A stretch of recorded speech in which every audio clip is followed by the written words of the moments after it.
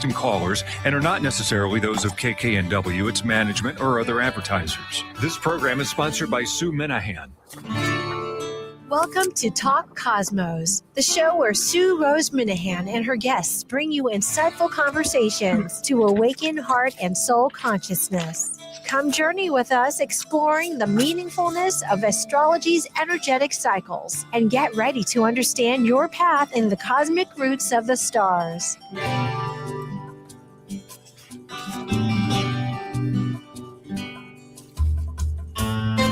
Hello, I'm Sue Minahan, and this is Talk Cosmos. Today is the 12th of April, and in a week we have the new moon. It's in Aries. It's another seed point. Aries, it starts the whole zodiac. However, the full moon, and this is actually a takeaway that we will be coming up at the end, but to start off saying that we have this igniting energy. However, that chart doesn't seem to propel us really towards the steps we want. It's that emotional pullback, deeply emotional, Scorpio full moon, where we take these strides, adjusting to the tensions. Yes, it's a full package, and I am really delighted to have my co-member team person, Amanda Pierce. So let's get started. Here we are. Hi, Amanda. I keep thinking there's this music. I guess we have an intro for this. I don't know what happened to it. Yeah, well, this is our wonderful. So here we are. And good to be today, Sue. Good to be with you again. It is. It is. There's always adjustments. It's really a process of. Anyway, this is a good process to begin, and we'll just start off. Amanda Pierce is in Seattle, Washington. Usually we have a little intro, and myself and Kailua Kona, and we're meeting to bridge the directions. David, can you pull up my slides, please? Thank you. Okay, excellent. All righty. It's a process. Just like anything, just like this intro was a little bit of a process. And so we're all communicating, and that's more and more the name of the game. And particularly, we start off with a new moon where you can't see it. And then as it progresses in this process, the light it's fully illuminated. We just went to the moon. We just saw the dark side of it. And I'm thinking perhaps, when things happen in the sky is when humanity consciousness is prepared. Are we ready to look at the dark side of ourselves, of our history, of our anything? I don't know, but if you want to comment. I would say yes. I would say that the universe doesn't bring us anything that we aren't ready to handle. So this is a shifting for us in our humanity and for deepening our understanding of ourselves, our consciousness, and it's a reflection of where we're at now. Indeed. Well, with the phases, there are 8, and we used to do 4, but we're just looking at the start, which is where we set up our intentions, and that's one of the factors you can take into account is what energies really align with my needs emotionally, spiritually, in my heart going forward. And then for the full moon on the 1st of May, what is culminated? How to redirect it? Get a second, like on the ladder, the step stool, you get a little higher, you can reach something on the shelf. Yeah. And the new moon is like, it's an inhale. It's a birthing, and it's very subjective. It's dark, so we can't quite see things clearly. We get to the full moon, and it's an exhale, and it's full in the sky. It shines light back to us, and there's more clarity and more information. So that's how the cycle works. And at this point, the sky, according to Earth, is all moving direct. There isn't anything that appears to be going backwards. which we went through quite a period. That'll be the entire month. And nothing out of bounds, really. So it's a time where there's a lot of other things happening, but even the Mercury retrograde is finished with its path, the third path. However, Jupiter and Uranus are still in that mode of where we get the third opportunity to follow up with some of those degrees. It's late for Jupiter. I think it's 15 to 25 degrees that we're currently going through, and that'll be up until June. So that's a lot of our planning and our belief structures, right? Yeah, and with everything direct, we're not the planets aren't guiding us to reflect at this point. They're guiding us to take action and move forward. So more fluidity forward, which we'll see in these charts how that is kind of impacted by where the planets are at. Yeah, it's an intention, but it's always theory and practice. But one step leads to the next. Looking at the Sabian symbol, at first I was really, as most people might be that are unfamiliar with it, dismayed. It's like, oh no. However, reading it is so revealing because that disappointed person is Aries, is the self. And what's one's memory? And it really reminds a person that what we think, what we feel is what we actually manifest. And so and if it's just the last show in life or whatever, is it wanting to come up as a memory, but lead on, have that courage and realize that it's not what you're predicting. It's just that old shadow within yourself. Yeah, and there's it's interesting too because like you mentioned, Sue, this is an Aries new moon, and so this is a seed point. We've had a lot of seed points this year already, a lot of like new beginnings, and there may be a sense of, okay, here's another one, but has my life really changed that much since with all of these new beginnings? Is this just another one that's not going to do anything? So is there a sense of disappointment with where you're at and that you're not quite moving forward fast enough, which is a very Aries feeling, right? Yes, it's instinctive, right? Yeah, and it wants to move and it wants to like get there now. It wants to get there yesterday. So when you're not quite there yet, that can feel disappointing. And this Aries new moon, it's at 27 point, I don't remember, it's about 28 degrees Aries, 27 degrees and 28 minutes Aries, and that is towards the end of the Aries cycle. So this really is like the end of the beginnings. So we're coming up to the end of these beginnings that we've been in, and this is kind of that piece. And so we're going to see how that plays out with Mars, the ruler of Aries, in this chart. And yeah, it's interesting.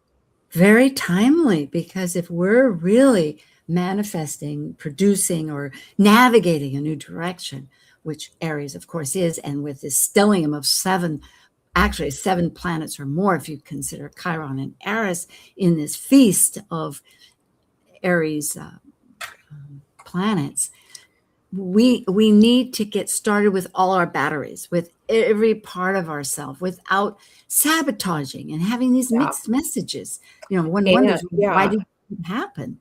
And doing it in the best, most mature way possible. Whereas Aries can be quite, it is instinctive, but we don't want to be rash, and we don't want to be reactive, right? Instinctive is like being in that flow and just knowing where to go and what to do. But I might say you might know afterwards and while you're doing it. True, it's not always a logical thing. Well, However, it gets down to these subconscious feelings that are you worthy? Are you, what was,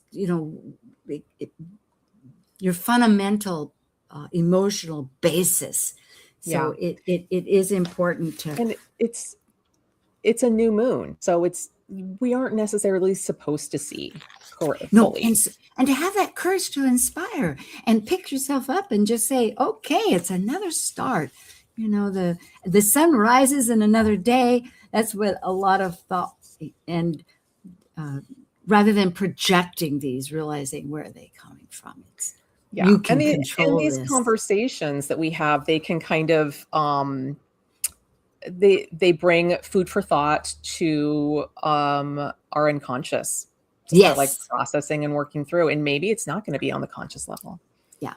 Well, I guess here we have the stage right there. I could have flipped over and people can see expectations, reflection. And the imperative is just get back on the horse again. It's like the show must go on. You know, there's all these ideas that onward, but it is that anxiety, that self-criticism that you say, okay, I may know this, but thank you very much. I'm going on anyway. Forward. This chart on the 17th of April and it's in the morning in the East Coast, 7 a.m. It's almost 8 o'clock, 7:51 minutes and 30 seconds, has a lot of conjunctions because of this huge stellium. All the planets are really in a fan, what Edmund Jones would say, where it's in this portrait of it. But here we have, with the sun and moon at 27 degrees and a half, just about, we have Chiron finally going towards the last part of its 8-year cycle in Aries, of where we've been looking at, again, our identity. I think that is interesting, isn't it? Because the Sabian we were just talking about is very much a Chironic message. Hey, before we're done and over, if you want your self-worth, where are you forgetting the script? Like you've got this. It's okay. And then Aries, that's right there, ERIS, that's inclusivity, which always with the two of them reminds me, include all of yourself. Those parts that maybe you thought were on the shelf for some reason. That's so great. I love that. And I looked at the Sabian symbol for Chiron at 27 degrees Aries, and I feel like it's so insightful for where we're at with this. It's through imagination, a lost opportunity is regained.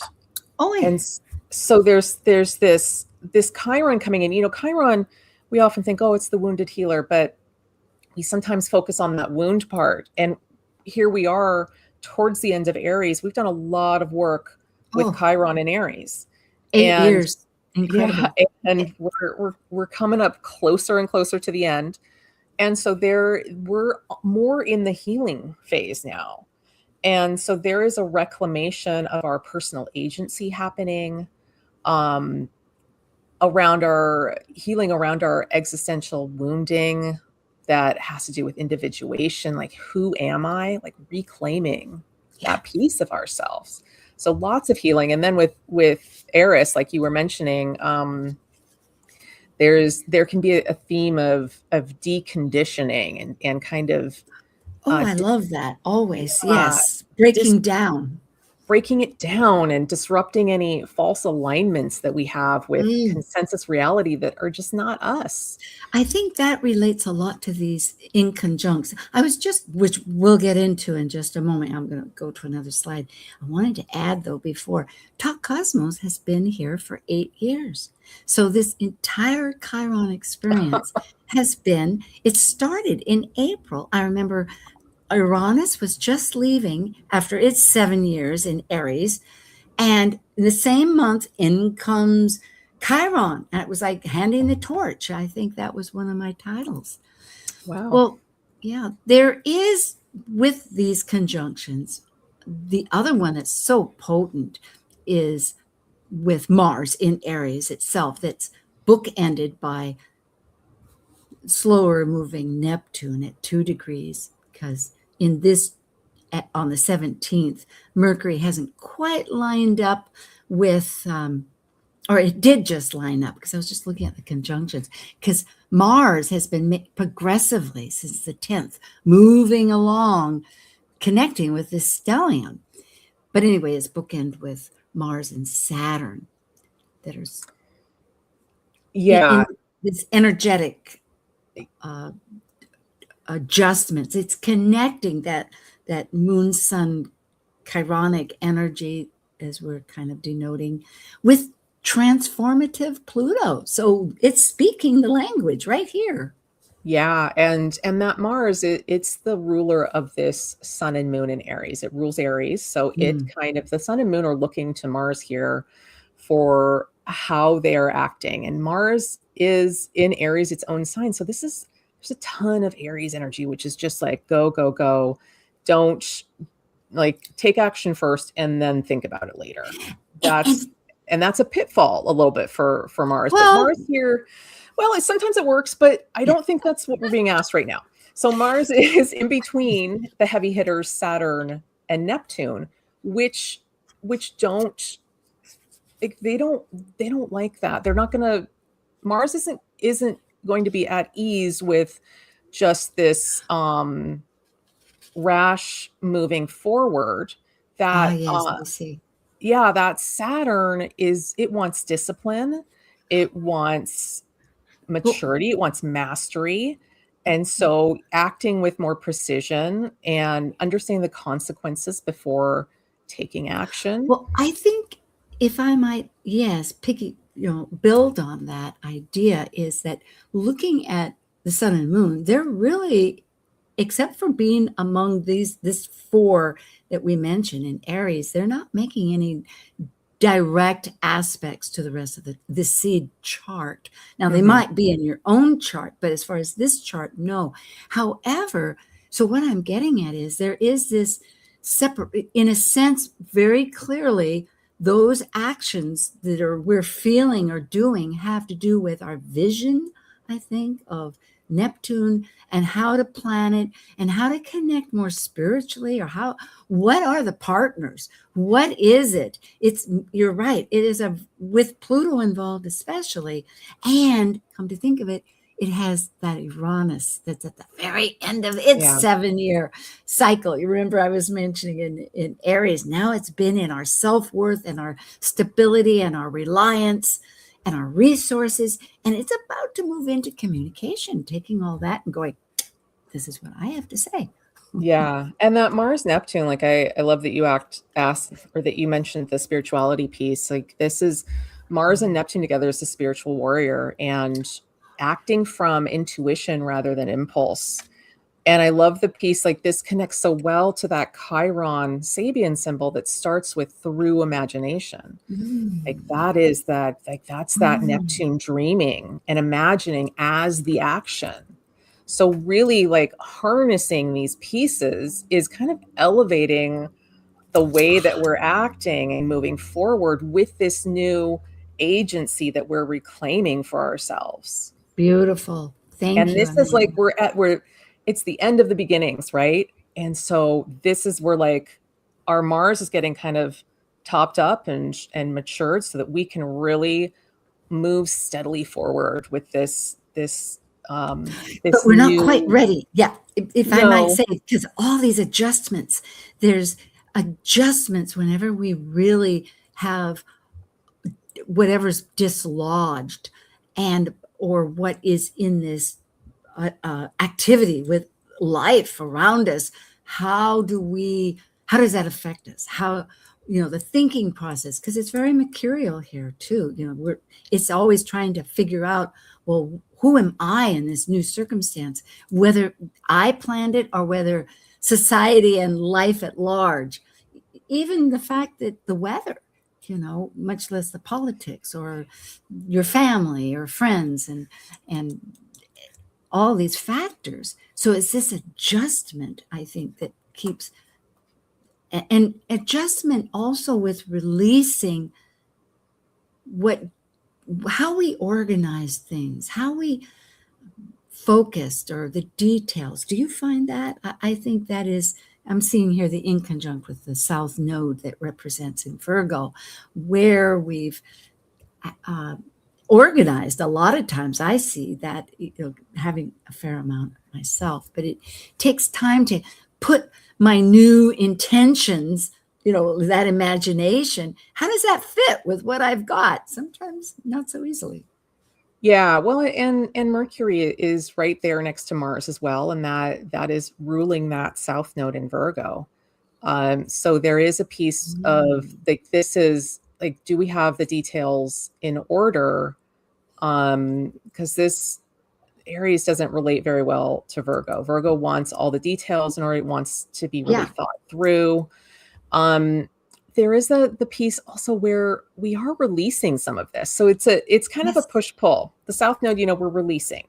So it's a little bit, it's just a discomfort, like Oh, that's good, figuring Amanda. it out It's as we a go. process, and allow yourself to go through it. That it's not the end. A process Yeah. has another step. Absolutely.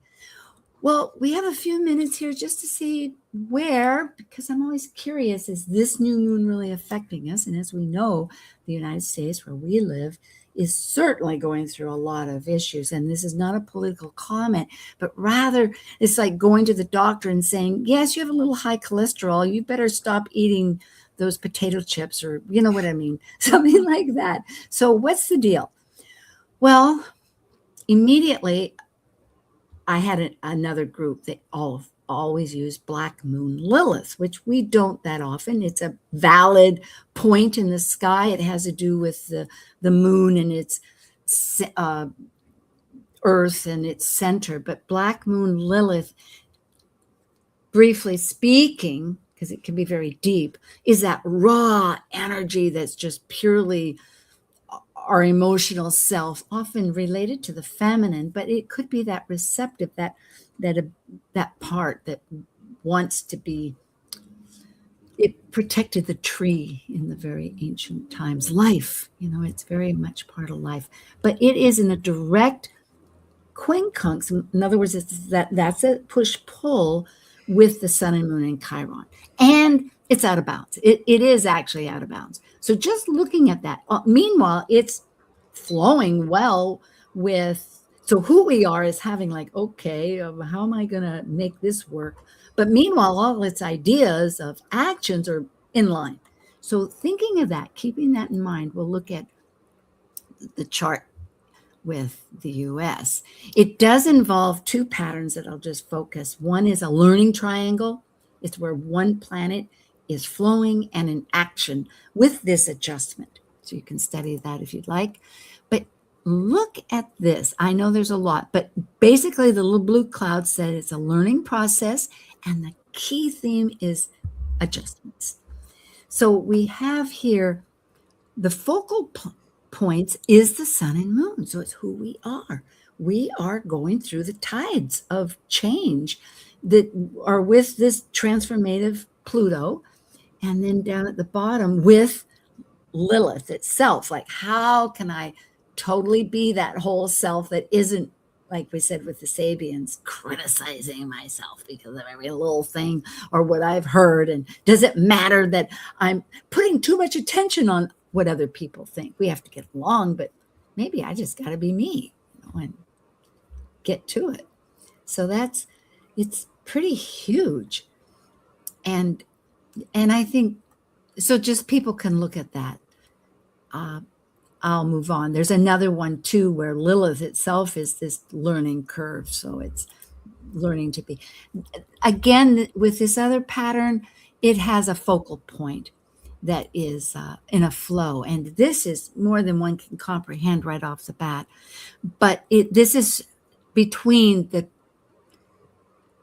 27 degrees, 29 minutes Aries New Moon and the US Sibley 4th of July chart. And basically, again, it just validates that we're having adjustments between the past and what we're going ahead. If you look at the south nodes in both charts, they're not getting along easily. They're really adjusting. So what we came in with as a nation and where we're at now is, one is in Aquarius, and the other is in Virgo. So we're trying to refine it. And we had such noble high ideals, but is that working? And then on the other hand, we have these Thales points, which happen to be and this is reverse. This is where the new moon's on the inside and the US is on the outside. So this energy in Aries, that is the thinking, visionary, Neptune, sobering Saturn, is also one point that is trying to figure things out between where the US came from and where it wants to head. And the other one is natal. We have that conjunction with our values and the bigger side of family and emotions and abundance for all. And it's struggling between right now. Where are we coming from the past and where are we going ahead? And where we're going ahead is, at this point, is in Pisces that wants inclusivity, right? Any thoughts about Pisces, or shall we just... Well said. That's I don't have anything to add. Okay. Thank you, folks. We'll return right away. We'll break for just a moment, and so grab your water or whatever you need to do and come right back, because we have the full moon. See how all this evolves. Thank you.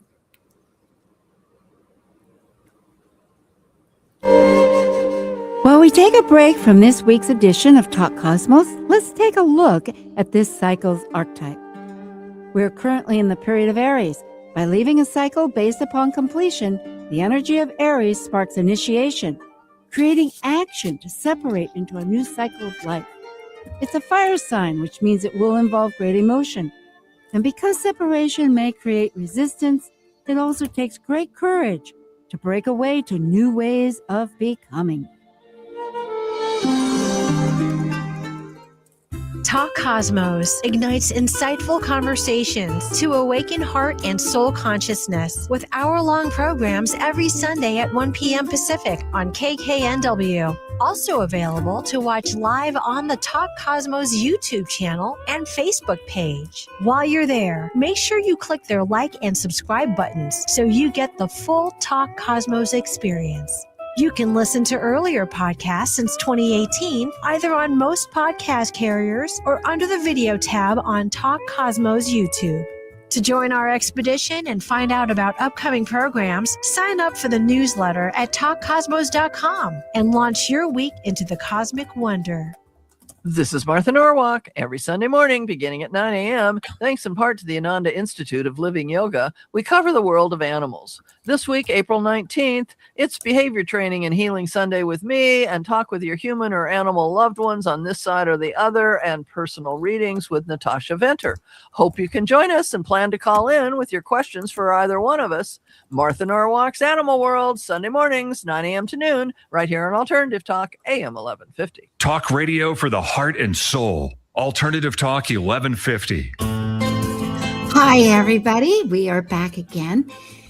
Amanda, first I will just mention our audience. Amanda Pierce, you can contact her at Amanda Moon Astrology at Gmail. Myself at info at Talk Cosmos. Just a calendar. We did have for Uranus and Gemini, Mark Jones on the 5th. And next week is going to be Mars and Saturn, really leadership with Jen Sachs, which will be quite exciting.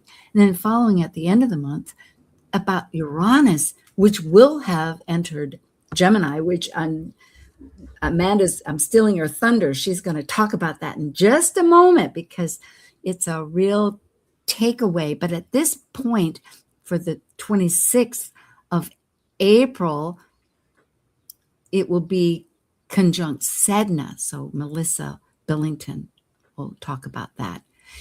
Then next month we have Mars and Chiron. So Mars is the activator. It hasn't finished with that chironic energy. And then next month, of course, Amanda and I come back.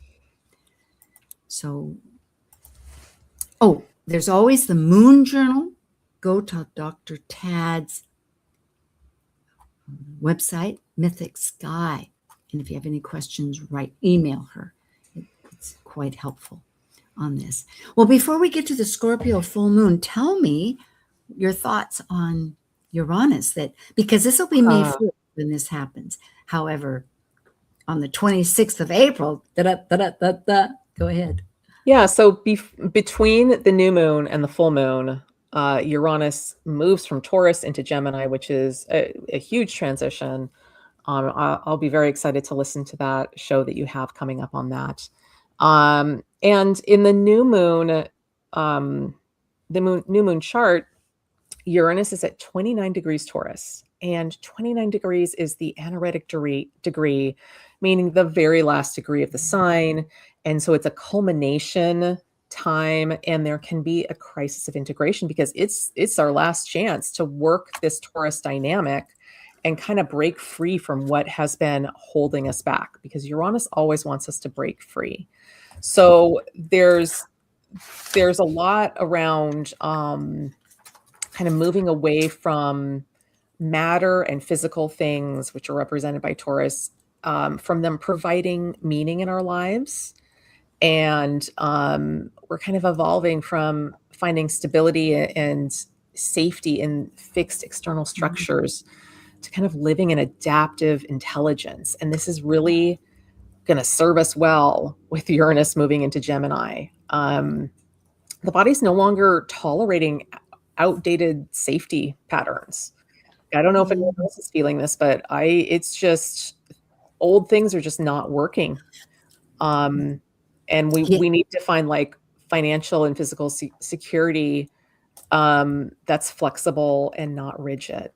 So that's just a tiny piece of Uranus and Taurus. And so it's like, with how do we stay grounded in safety during these big shifting times, because there's a lot of air and a lot of fire right now for the foreseeable future. Uranus will be moving into Gemini, which is just more air. And so they're finding that sense of safety now in this last period with Uranus in Taurus is really key as we move into more heady energy with Uranus and Gemini. It's very astute. However, thinking about a couple of thoughts here, because it's very true. It is changing things, and by changing is because things are being removed. It is in this next chart, we will see how Pluto, the transformer, because it's like an iceberg, it comes down and it just eradicates things. It might leave a big boulder when it melts, but at the moment it's just this force that keeps moving and changing its path, and we're losing a lot of things, and the emotional attachments aren't easy to navigate.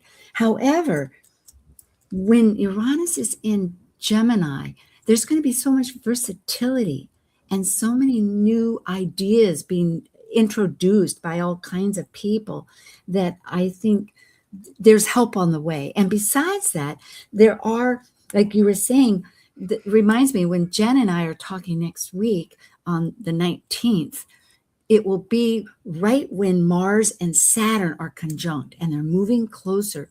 Actually, as of today on the 12th, or maybe it was until the 20th, there's a whole window here where Mars and Saturn are aligning. So it's looking at how can we find structure, or what's more than structure. For vibrational astrology, Saturn is what's essential. Get rid of all the fluff. Let's look at the bare bones, get it down. And that helps a lot. There's still Neptune involved, but I think in a sense, this flexibility will be a strength. It's like jumping over the... Mm-hmm. I think with Uranus and Gemini, our minds are going to be electrified. We'll have so many new insights and thoughts and ideas coming forward. With Gemini, you do need to stay very flexible. And so this is just a matter of like balancing that. There may be times when we don't feel like we want to be flexible, or that we can, that might bring forward a sense of a lack of grounding for ourselves. So when I talk about like staying grounded in safety and that, and capitalizing on that, these last teachings of Uranus and Taurus for ourselves, it's like, how do we do that? Or let's get there. Let's find that grounding for ourselves that has the flexibility so that we can stay grounded while Uranus is in Gemini. It's heady energy, so it's not grounded in and of itself. We have to like No. And it is that attitude. Because just looking at this, Scorpio, passion, transformation, adjustment. It's not, I think sometimes those tools they are all internal, where we learn to meditate. We learn to find our center. It's not an external things. Here I have a little orchestra going. We have Venus and Uranus that are pretty much, so it's liberating those values that may have been attached to certain outcomes. And we have, I think it's Mars on the base that's just really hitting the fundamental tones that rivet this motion going forward. And of course, the moon is always telling us an emotional story, playing the violin. And Pluto down there conducting it all. It's like, yeah, you're in, now you be quiet. So let's see and we have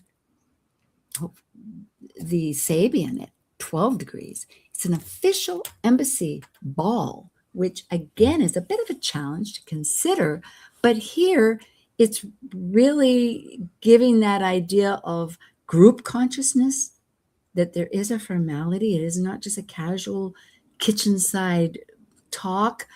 It involves rituals of powerful establishments, in a sense, role playing. And that's what we're really seeing in the future here too, just on a large political basis.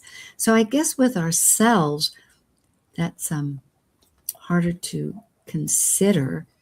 Well, there's an energy around it of restraint with anytime we're talking about politics, there is a level of restraint that's required in order for things to in order for everybody to win. And that's the ideal of diplomacy, is it's win-win. So this is not necessarily your standard Scorpio energy, but it is a mature Scorpio energy. Thank you, Amanda. Here is the chart. It's on May 1st in the afternoon Eastern time, 1:23 p.m. I think it's a couple of seconds before.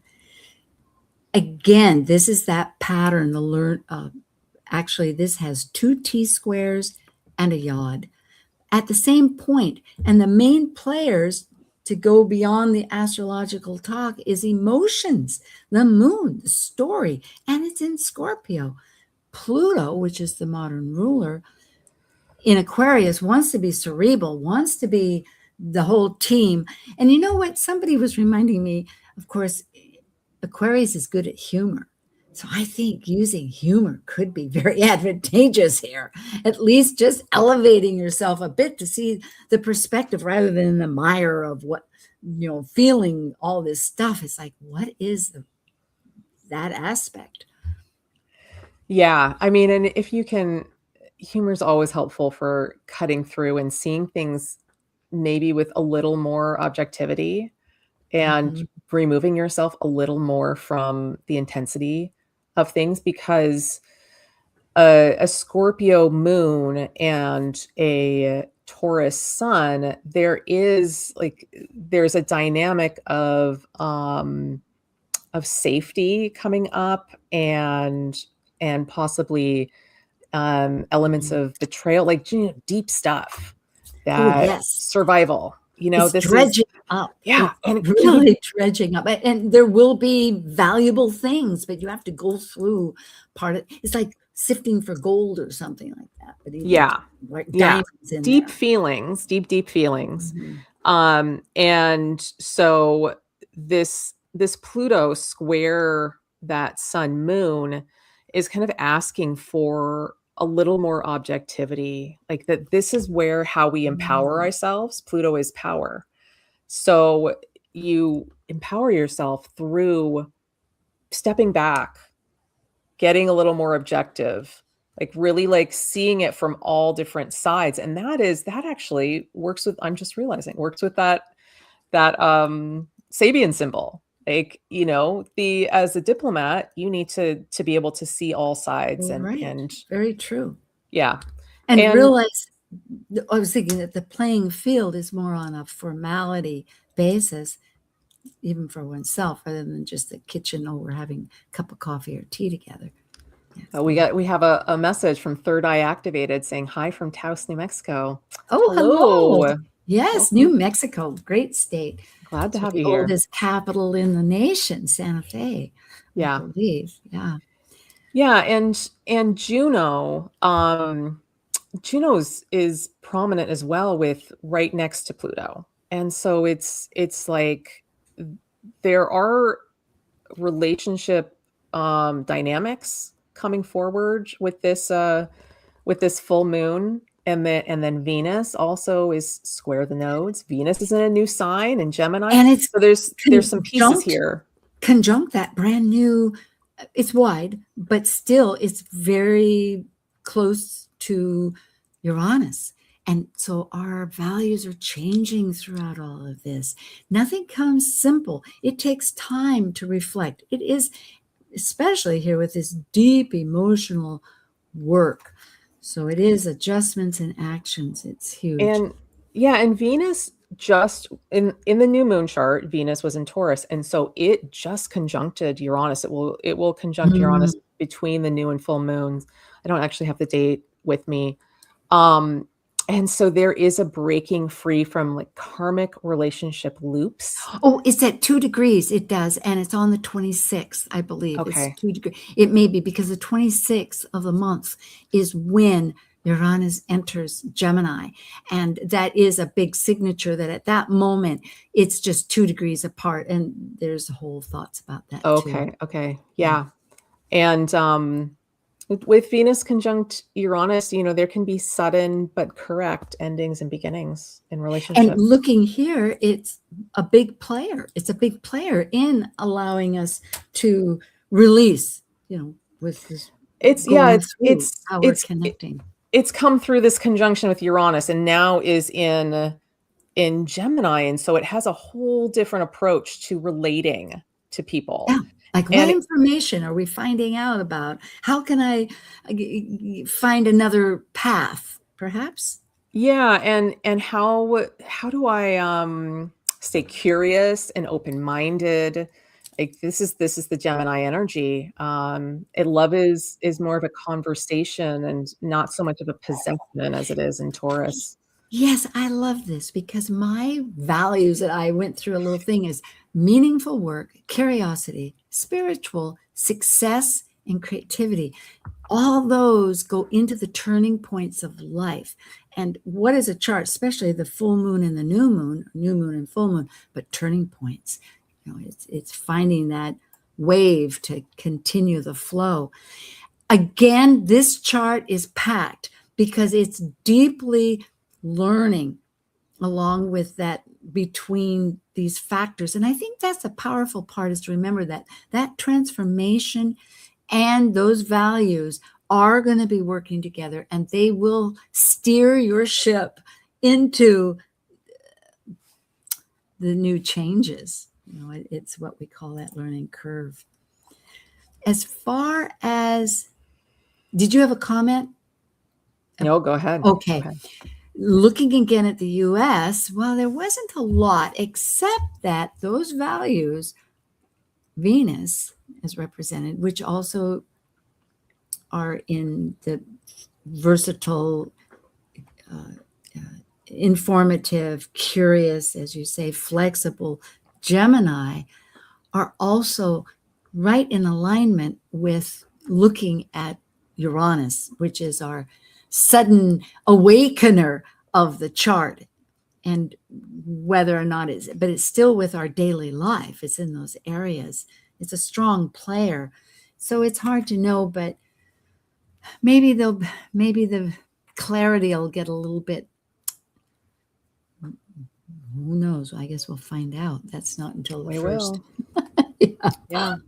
Oh, essentially, and I've kept this as a message because we're going to do a takeaway in just a moment. Our takeaway, like our final thoughts, but change the way you look at things, and the things you look at change. Wayne Dyer.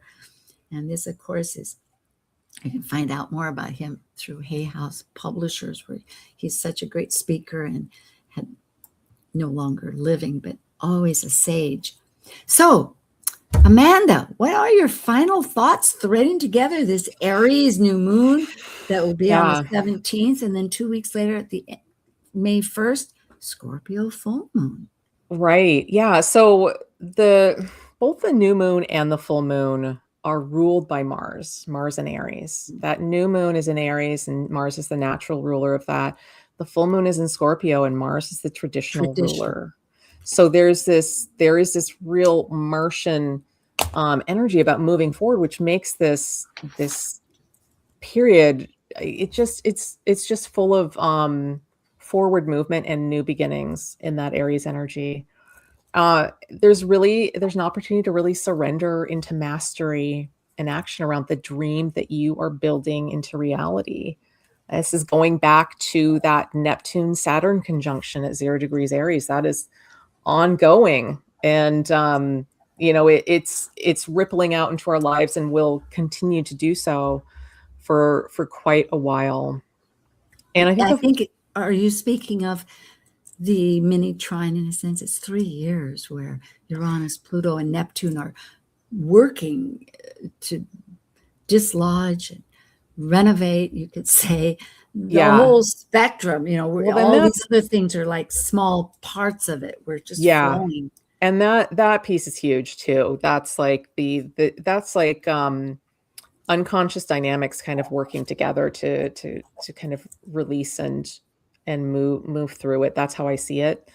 And it's huge. I feel like it's talked about a little bit here and there, but because it's so long and ongoing, and it's just the outer planets, we often don't. It's not as talked about. So thank you for bringing that up. Well, and then the full moon, it's about transforming. Can I? Yeah. I thought I wanted to bring something up with the Aries. Yeah, go for it. New moon that you mentioned, because traditionally, you and I do look at the modern rulers, which would include, for Scorpio, Pluto, very strongly, yet remembering. And I remember, Amanda, that because it has been 8 years that we've been working together, more in the last couple of years, monthly. But in the beginning, those first few years, it was a podcast, which is still available in the libraries. And so it was all audio. And we came up with a subject. I think it may have been with Shannon Hayes. I'm not sure. But it was about Mars. I remember we went to a coffee house in Seattle, and we were talking about what is the difference for transformation between Mars and Pluto, which I loved. I love these assignments we give ourselves as like, okay, what's all this about? How do I understand it? And what came up was that Mars transforms through action. It creates an action, and then you've got to catch up to it. How do you receive it? How do the others receive it? What's going on? What do you discover in that process? All of that, just like Campbell's great hero trip, whether it's Frodo or anybody, with the Lord of the Rings, encounters things that change themselves. The other one is Pluto. That's an entirely different process of descent, where you either get captivated, not captivated, but taken like Persephone and go through this transformational process, or else you descend yourself and you inquire and which Mercury, the cyclopump, can do. It can talk to you about the deep, dark, hidden parts, or even on a spiritual basis, talk to ancestors, all of this. So that these two moons are really, one is trying to make changes, and that's what I wanted to bring out. That I love that. That's great. That great memory, Sue. About that. Now that you mention it, I remember it. Yes, it was riveting. Yeah. We really took on some heavy thoughts. It was like, okay, Yeah. like quincunx. Anyway, we'll get into that later. I mean, we did then. Yeah. And this full moon, it's really about transforming out of survival dynamics in relationships and just breaking free from that and letting go of what is dead weight. That is what Pluto wants for us. It's going to keep on pushing that always. And both moons are really, they're moving us to greater authenticity. There is this, there is a huge, so much Aries energy. Aries plus Aquarius are both really big into authenticity. And so is Uranus, and Uranus shifting from Taurus into Gemini. So this is liberating. So that we are more authentic. Yeah. Yeah. And again, if identity is a becoming, I was listening at Easter. My husband had Moses on, and I was filtering in and going out. And some of those scenes are it's the old show of it and the different parts of that story of the Bible.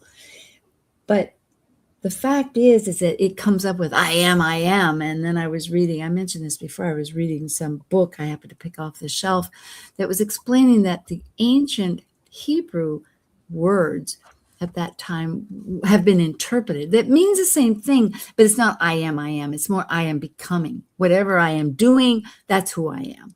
And I love that. That really resonates with me because for Aries, as you lead forward, which isn't always a thought process, maybe a little hindsight vision here, but it is identity, a new identity of some sense of reality of what you are and doing. Yeah. So and it's authentic at that moment. Go ahead. And Uranus moving into Gemini, like this, our reality is going to shift, and how we think about things will be shifting, and our minds are going to be getting upgraded, and we're ready for new ways of thinking about things. And I love, go ahead. Yeah. And Venus is, because Venus is so involved with this transition from Taurus to Gemini. It's the first planet where it's getting the Uranus and Gemini focus. And so there is this dynamic around relating to others. And how do we do that? How are our relationships and how we relate to others evolving during this Uranus, and how will they evolve during this Uranus and Gemini stay? Well, there's a lot of potential excitement always. And at seed points, as you mentioned, it's all having a garden. The English garden just lets everything grow, I guess, which I love. It's a bit like a meadow, isn't it? Off a mountainside where you just see all the different colors. I used to love that in Mount Rainier. We'd go up in the summer and see. And so yes, we're in it's passionate, it is emotional, and that's the glory of living. If we're incarnated from a spiritual life, which is, I have to add my thought, we're a spirit, it's to experience these emotions and to put them in perspective and to have that, because it's that objectification of our experience that gives some wisdom. Yeah. We can change ourselves. That's our main focus in the long run. Yeah, absolutely. Well, I hope for everybody that they find inspiration to keep, as it said with that first, because I haven't got there yet. It's still a week, and maybe some of you will be listening to this when it's closer on the 17th. But to really know that the show goes on, right?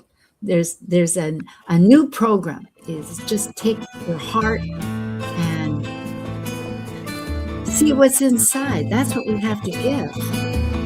Yeah. Great seeing you, Sue. Great being with everybody. Have a great month. Yes. So I'll look forward to the other side with you soon. Well, on this earth here. Okay. Thank you, Amanda.